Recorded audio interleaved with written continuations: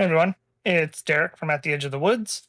In this video, we're putting up some trim on our chicken run and we're finishing installing the front door. On the front door, we had to add an extra trim piece, and after that, we added a barrel bolt on the top and on the bottom, as well as a latch on the handle in the middle. Added this just for extra security. We want to make sure that nothing's able to pry open the door and climb in, or for the chickens to push out. Not that the chickens generally push on anything too hard, but we just wanted to make sure we had extra security.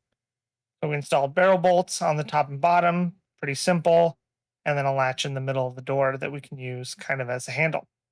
On the inside of the door, not pictured here in this video, we did also attach a handle so we can close the door from the inside. So when we're working with the chickens, cleaning the coop, or giving them food or water, or doing anything else in there, we're able to close that door from the inside. And it's got enough of a pressure fit that it doesn't swing open. And because chickens don't really push the limits with these things, they're not going to push the door open and get out.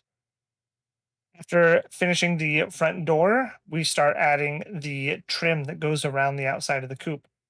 We bought fence pickets, the 6 foot tall cedar fence pickets, and use those on the front of the coop with their full width.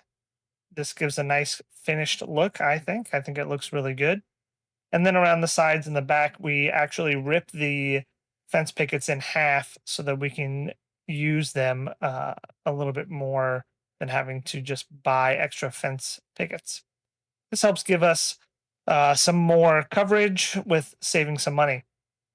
And since it's the sides and the backs, not too worried about the aesthetics as much.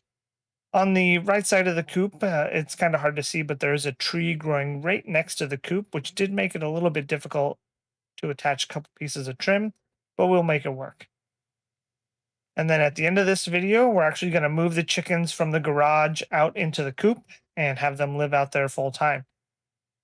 Very excited to finally get them moved out as they've been taking up space in the garage, and they're going from living on something about the size of a door to having this large, about 8 by 16 square foot living area. And so they're going to really have a big world compared to what they had in the garage.